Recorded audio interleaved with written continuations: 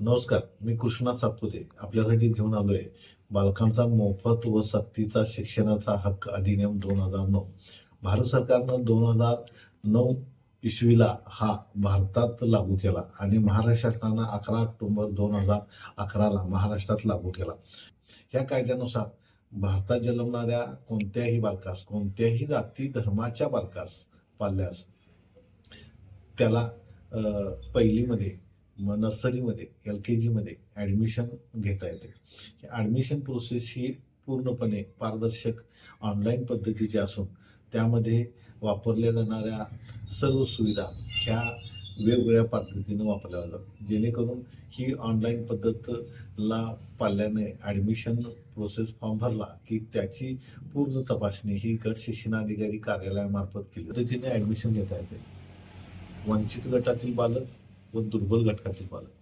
वंचित गटातील बालकाला म्हणजेच ज्याची जात ही मागासवर्गीय आहे, SC, ST, OBC ह्या प्रवर्गातील मोडणाऱ्या बालकास वंचित गटातून ॲडमिशन घेत आहेत व दुर्बल घटकातील बालकास म्हणजेच आर्थिकदृष्ट्या मागास असलेले बालक म्हणजे जे कोणत्याही धर्माचे जातीचे असोत, ब्राह्मण समाजातली जर पाल्य असेल आणि त्यांचे पालक हे जर 1 लाखाच्या आतमधील उत्पन्न त्यांचं असेल तरी सुद्धा त्याला त्यामध्ये ॲडमिशन घेता येईल. कोणत्याही म्हणजेच मराठा समाज असेल, बाकीचे जैन समाज असेल, बाकीचे सर्व जे मागासवर्गीय सोडून जे सर्व समाज असतील त्यांना ह्या आर्थिकदृष्ट्या म्हणजेच दुर्बल घटकातून ॲडमिशन करता येईल. याची प्रोसेस पूर्ण झाल्यानंतर वेबसाईटवरून एक फॉर्म म्हणजे तुम्हाला ॲडमिशन मिळाले म्हणून त्याचा फॉर्म सबमिट होतोय, तुम्हाला तसा मेसेज येतोय. तो मेसेज घेऊन तुम्ही गट शिक्षण अधिकारी कार्यालयामध्ये तो जमा करायचा आहे. केल्यानंतर सर्व तुम्ही जी कागदपत्र दाखल केलेली आहेत त्या कागदपत्राची पूर्णपणे तपासणी करून संबंधित गट शिक्षण अधिकारी संबंधित अर्ज आपल्याकडे जमा करून घेतात व ती प्रोसेस कंप्लीट करून घेतात. बालकाचं ॲडमिशन झाल्यानंतर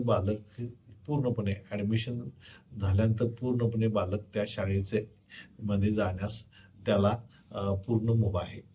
ही प्रक्रिया पूर्ण झाल्यानंतर पुढे चालू होती खरी प्रक्रिया की ह्या बालकास शासनानं काय काय देऊ केलेलं आहे.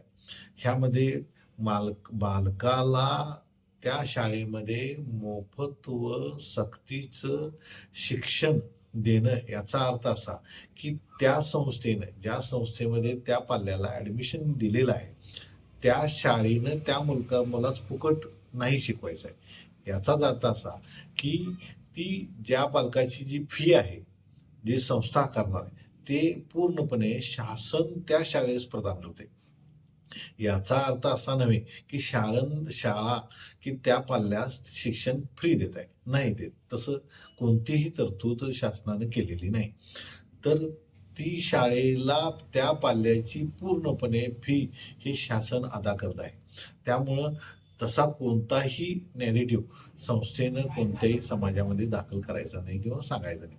आता ह्यामध्ये इन्क्लूड काय काय आहे, ह्या निर्णयानुसार पाल्यास केलेल्या ॲडमिशनात की त्या पाल्याला काय काय शाळेनं द्यायचं आहे. पहिली गोष्ट म्हणजे तो जो विद्यार्थी 25% कोटेशन मधून जर त्याचं ॲडमिशन झालं असेल तर त्याला त्या शाळेने बुक्स, नोटबुक्स, गणवेश ही शाळेनं द्यायचे आणि हे पूर्ण दिलंय का नाही हे तिथल्या स्थानिक प्राधिकरणानं तपासायचं. एखादी महानगरपालिका असेल तर तिथले ते आयुक्त यांची ती पूर्णपणे जबाबदारी आहे. तर ही जबाबदारी पूर्णपणे असताना त्यांनी ते तपासायचं आहे. बरं, आता 25% मधून ॲडमिशन मिळालेल्या पाल्याचे आणि त्याचे हक्क कोणते कोणते आहेत, तर पहिला अधिकार म्हणजे हक्क म्हणजे की त्याला गणवेश मिळणार, बुक्स मिळणार, त्यानंतर नोटबुक मिळणार, हे त्याचे पूर्णपणे अधिकार आहेत. त्याचबरोबर त्याला की त्याचं जर एखादा विद्यार्थी शिक्षणामध्ये कच्चा असेल किंवा त्या ॲडमिशन मिळालेल्या त्या पूर्ण पाल्याची प्रत्येक 3 महिन्याला संचयी अभिलेख त्या संबंधित शाळेनं तयार करायचा आहे. संचयी अभिलेख म्हणजे काय की त्या मुलाची शिक्षणातली प्रगती कशी आहे, तो कसा कच्चा आहे की पक्का आहे की शिक्षणामध्ये किती टक्क्यांची त्याची बौद्धिक ग्रोथ आहे. समजा एखादा विद्यार्थी ग्रोथमध्ये कमी असेल, तर त्या शाळेनं तो मुलगा पुढं त्याची ग्रोथ वाढवण्यासाठी एक्स्ट्रा क्लासेस घेऊन तो पूर्णपणे पक्का होण्यासाठी किंवा त्याच्या शिक्षणाचा दर्जा वाढवण्यासाठी त्यांनी ते प्रयत्न करायचे आहेत. अशी ती पूर्ण बालकाचा मोफत आणि शिक्षणाचा अधिकार हा बालकाचा मोफत व सक्तीचा शिक्षणाचा हक्क अधिनियम 2009